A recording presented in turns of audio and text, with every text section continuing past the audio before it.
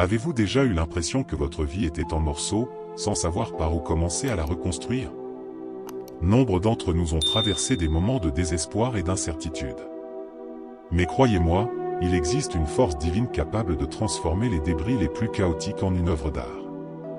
La restauration ne consiste pas seulement à réparer ce qui est cassé, mais à renouveler, transformer et donner une nouvelle vie à tout ce qui semblait perdu.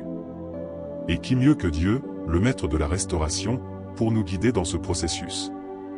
Dans cette vidéo, nous allons explorer le pouvoir incroyable que Dieu a de restaurer nos vies, peu importe à quel point elles peuvent sembler détruites. Nous plongerons dans l'histoire de Néhémie, un exemple puissant de leadership, de foi et d'action face à l'adversité. Néhémie n'a pas seulement reconstruit les murs de Jérusalem, il a aussi restauré l'espoir et la foi de son peuple. Son histoire nous enseigne qu'avec Dieu à nos côtés, aucune situation n'est irréparable. Nous parlerons de l'importance du repentir, du rôle crucial de la communauté et de la manière dont la persévérance et la protection peuvent nous maintenir fermes pendant le processus de restauration. Nous verrons comment, tout comme Néhémie, nous pouvons surmonter l'opposition et transformer nos vies grâce à la foi et à l'action. Ce n'est pas seulement une invitation à écouter une belle histoire, mais un appel à l'action, une opportunité pour vous de commencer la plus grande transformation de votre vie, au nom de Jésus.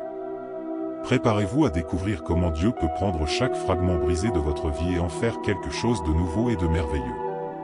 Ce message est pour vous, qui cherchez la motivation, le bonheur et un renouveau spirituel. Il est temps de se lever, de chercher l'aide de Dieu et de croire que la restauration est possible. Partons ensemble dans ce voyage de foi et de renouveau. Prêt à commencer? Allons-y. Dans un monde où tout semble s'effondrer, il est réconfortant de savoir que Dieu a le pouvoir de restaurer complètement. Ce message est clair et puissant, peu importe à quel point quelque chose est brisé, Dieu peut le restaurer.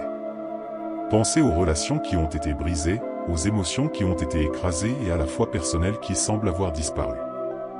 Dieu est capable de prendre chacun de ces fragments et de les transformer en quelque chose de nouveau et de beau. C'est comme un artisan qui prend un vase cassé et en fait une œuvre d'art encore plus impressionnante. Dieu ne restaure pas seulement ce qui est brisé, mais il renouvelle nos vies de manière surprenante. Imaginez un jardin abandonné, couvert de mauvaises herbes et rempli de plantes fanées. Avec patience et soin, un jardinier habile peut transformer cet espace en un oasis de beauté et de vie. Il en va de même avec Dieu et nos vies. Lorsque nous lui confions nos morceaux brisés, il les transforme en une nouvelle création, quelque chose de plus fort et de plus beau qu'auparavant. La restauration de Dieu est une bénédiction qui s'étend à tous les aspects de la vie. Dans les moments de douleur et de perte, se rappeler que Dieu peut restaurer nous donne l'espoir et la motivation de continuer. Il est important de pratiquer la gratitude au quotidien, en remerciant Dieu pour les bénédictions qu'il nous donne, même dans les difficultés. De petits gestes de gratitude, comme tenir un journal des bénédictions ou exprimer sa reconnaissance dans la prière, peuvent nous aider à nous concentrer sur les aspects positifs que Dieu apporte dans nos vies. De plus, cette restauration est un processus continu qui nécessite notre coopération avec Dieu. Cela peut inclure des pratiques comme la prière régulière, la lecture de la Bible et l'engagement dans une communauté de foi. Participer à des groupes d'études bibliques ou faire du bénévolat dans les activités de l'Église sont des moyens pratiques de rechercher cette restauration active et constante. En faisant cela, nous permettons à la restauration de Dieu de toucher toutes les sphères de notre vie, apportant renouveau et une nouvelle perspective. En déclarant une parole prophétique, nous invoquons le pouvoir de Dieu pour transformer radicalement nos vies. La prophétie a la capacité de déclencher une transformation qui fait toute chose nouvelle au nom de Jésus. Lorsque nous entendons une parole prophétique, c'est comme une graine plantée dans notre cœur, prête à grandir et à fleurir. Cette graine porte en elle la promesse de renouveau et de transformation divine, apportant espoir et motivation pour aller de l'avant. La force d'une déclaration prophétique réside dans la foi et la certitude que Dieu agit dans notre vie. Imaginez un agriculteur qui plante des graines dans un sol fertile, sachant qu'avec le temps et les soins appropriés, ces graines se transformeront en une récolte abondante. De même, en recevant et en croyant en une parole prophétique, nous permettons à Dieu de travailler en nous, nous préparant à une moisson de bénédiction et de transformation. Il est essentiel que, lorsqu'on entend une parole prophétique, on la reçoive avec foi et un cœur ouvert. Un exemple pratique consiste à écrire la prophétie dans un endroit visible, comme un journal ou un tableau de notes, et à y réfléchir quotidiennement. En faisant cela, nous gardons la promesse vivante dans nos cœurs et nos esprits, permettant à la parole de Dieu de nous guider et de nous fortifier. Cet acte simple de rappel constant peut être une source puissante de motivation et de gratitude. La parole prophétique n'est pas seulement une promesse de changement, mais un appel à l'action. Elle nous pousse à rechercher une vie alignée avec la volonté de Dieu, à nous repentir de nos erreurs et à renouveler notre engagement envers lui. Cela peut impliquer la pratique régulière de la prière, le jeûne et la lecture de la Bible, cherchant à comprendre et à vivre les enseignements de Jésus.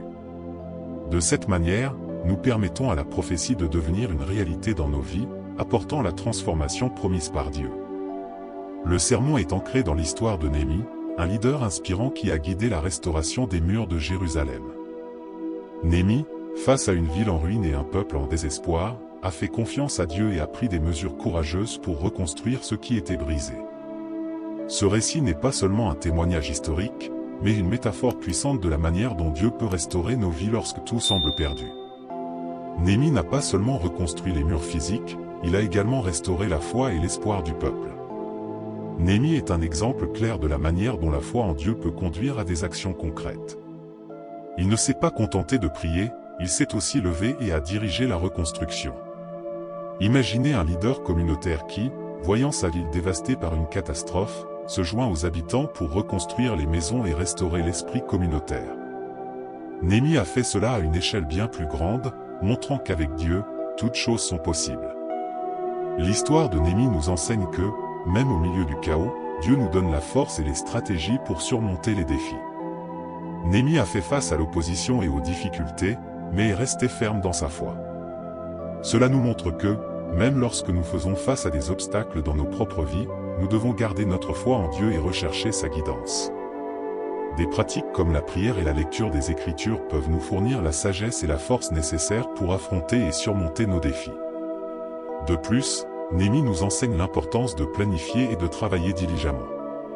Il n'a pas seulement prié pour la restauration, mais il a aussi élaboré des plans détaillés et travaillé dur pour atteindre ses objectifs. Cela nous rappelle que nous devons combiner notre foi avec des actions. Si nous cherchons la restauration dans nos vies, nous devons être prêts à planifier, travailler et faire confiance à Dieu pour nous guider. Participer à des séminaires, ateliers ou groupes de soutien peut aussi être une manière pratique d'apprendre et de mettre en œuvre des stratégies pour la restauration personnelle et communautaire. La reconnaissance de notre brisement est la première étape vers la restauration divine. Souvent, Dieu commence à nous restaurer lorsque nous reconnaissons notre fragilité et notre besoin de son intervention. Néhémie, en voyant les murs de Jérusalem en ruine, s'est assis et a pleuré, reconnaissant la dévastation et le besoin d'aide divine. De même, nous devons être honnêtes à propos de nos propres luttes et imperfections, cherchant la grâce de Dieu pour nous guérir et nous restaurer. Les histoires personnelles de brisement sont puissantes parce qu'elles montrent la vulnérabilité humaine et la capacité de Dieu à transformer les vies.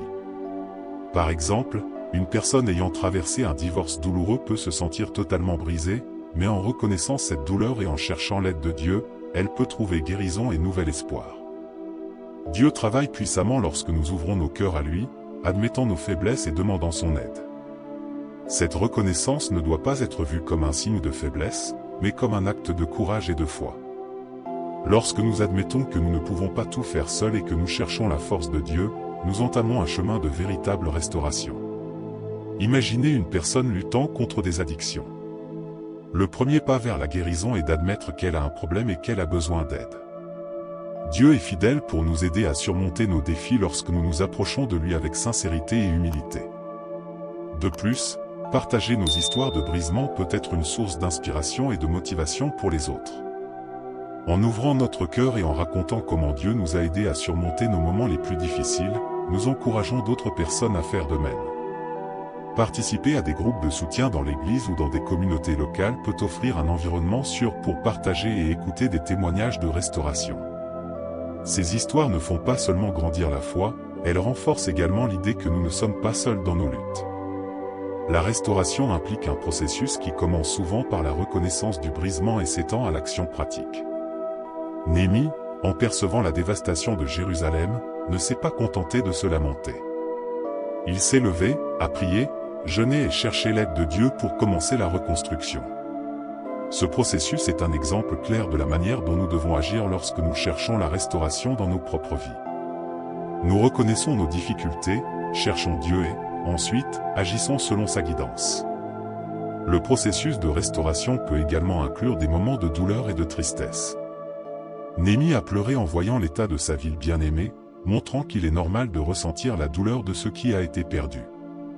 Cependant, il est crucial de ne pas rester seulement dans la lamentation. La prière et le jeûne de Néhémie démontrent l'importance de chercher la force et la sagesse de Dieu.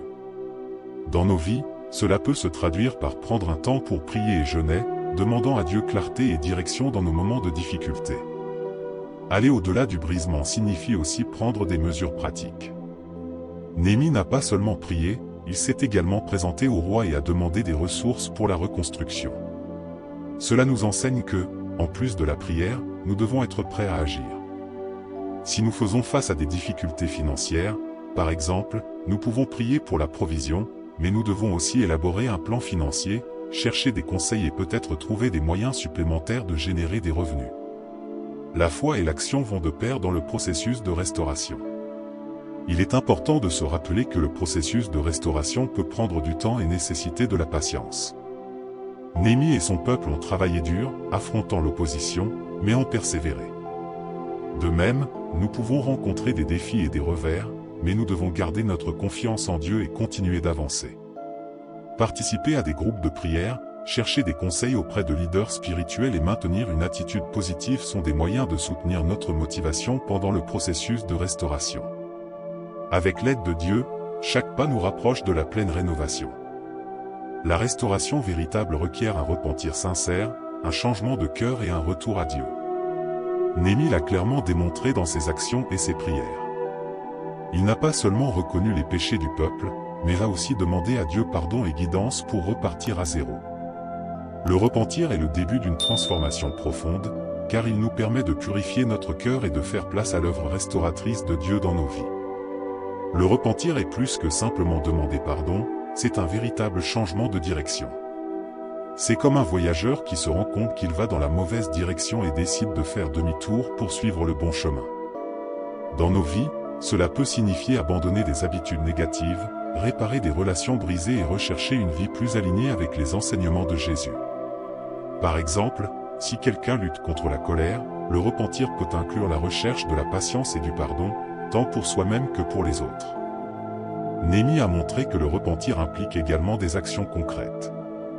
Lui et le peuple de Jérusalem se sont tournés vers Dieu dans la prière et le jeûne, demandant pardon et intervention divine. De même, nous pouvons exprimer notre repentir à travers des pratiques spirituelles comme la confession, la prière et le jeûne. Participer à des retraites spirituelles ou consacrer un temps spécifique pour prier et réfléchir sur nos vies sont des moyens de renforcer notre connexion avec Dieu et de démontrer notre engagement envers le changement. De plus, le repentir nous permet d'expérimenter la grâce et l'amour de Dieu de manière plus profonde. Lorsque nous nous repentons sincèrement, Dieu ne nous pardonne pas seulement, mais il nous offre aussi une nouvelle opportunité de recommencer. Cela nous donne la motivation et l'espoir de continuer, sachant que nous sommes sous la guidance et la protection divine. Les témoignages de personnes ayant trouvé le renouveau et le but après s'être repentis de leurs erreurs peuvent être une grande source d'inspiration et d'encouragement pour suivre ce chemin. La restauration des murs de Jérusalem a été un effort collectif, avec des familles travaillant ensemble jour et nuit. Cela souligne l'importance de la communauté dans le processus de restauration. Néhémie n'a pas essayé de reconstruire les murs seul, il a mobilisé le peuple, les organisant en équipe pour qu'ils puissent travailler plus efficacement. Cette collaboration montre que, lorsque nous nous unissons avec un objectif commun, nous pouvons surmonter de grands défis et atteindre des résultats impressionnants. Le travail d'équipe a été crucial pour la reconstruction de Jérusalem. Chaque famille avait une section des murs à restaurer, et tous ont contribué selon leurs capacités. De même, dans nos vies, nous pouvons accomplir beaucoup plus en travaillant ensemble. Dans une communauté de foi, cela peut signifier participer à des ministères, des groupes de soutien ou des projets de service. L'union autour d'un objectif commun renforce les liens entre les personnes et rend le processus de restauration plus efficace. L'importance de la communauté se reflète également dans le soutien émotionnel et spirituel que nous recevons les uns des autres. Pendant la reconstruction des murs, les travailleurs ont fait face à l'opposition et aux défis, mais ils sont restés fermes grâce au soutien mutuel. Dans nos vies, avoir un réseau d'amis et de familles qui nous encouragent et prient pour nous peut faire une grande différence. Participer à des groupes de prière, des études bibliques et des activités communautaires offrent un environnement de soutien où nous pouvons partager nos luttes et nos victoires, sachant que nous ne sommes pas seuls. De plus, la collaboration dans la communauté de foi ne bénéficie pas seulement à ceux qui sont directement impliqués, mais sert aussi de témoignage puissant pour les autres. Lorsque les gens voient l'unité et la détermination d'une communauté travaillant ensemble, ils sont inspirés et motivés à chercher cette même force dans leur propre vie. Cela peut ouvrir des portes pour de nouvelles connexions et opportunités de partager le message de l'amour et de la restauration de Dieu avec plus de personnes, élargissant l'impact positif de la communauté. L'histoire de Néhémie enseigne que, tandis que certains travaillaient à la reconstruction, d'autres restaient de garde, illustrant la nécessité de protection et de persévérance face à l'opposition. Néhémie a organisé le peuple de manière que la moitié travaillait à la construction tandis que l'autre moitié veillait. Cela montre que, outre le travail pour la restauration, nous devons être attentifs aux menaces et protéger ce que nous reconstruisons. La protection est cruciale en temps de restauration. Tout comme les gardes protégeaient les travailleurs à Jérusalem, nous devons protéger notre esprit et notre cœur contre la négativité et le découragement. Cela peut inclure éviter les situations et les personnes qui nous éloignent de nos objectifs ou qui essaient de saper notre foi. La prière et la lecture quotidienne de la Bible sont des outils puissants pour maintenir notre esprit concentré sur les promesses de Dieu et renforcer notre foi contre les adversités. La persévérance est une autre leçon vitale de l'histoire de Néhémie. Même face à l'opposition et aux défis, le peuple n'a pas abandonné. Néhémie a maintenu la motivation et la détermination, encourageant tout le monde à continuer de travailler. Dans nos vies, il est essentiel de se rappeler que la restauration est un processus qui peut rencontrer de nombreux obstacles.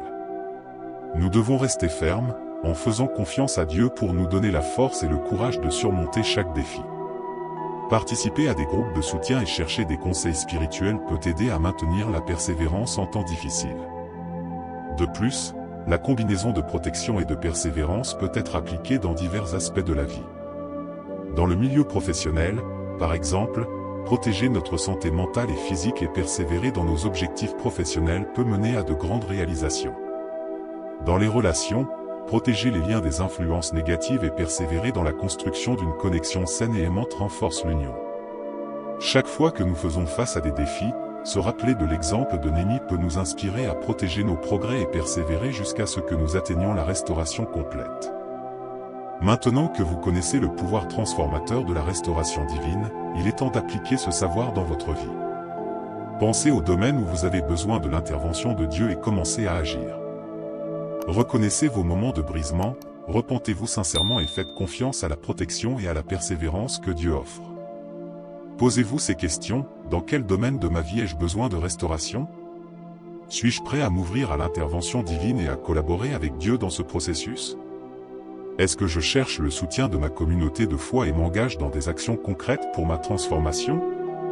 Je vous encourage à réfléchir à ces questions et à partager vos réponses dans les commentaires.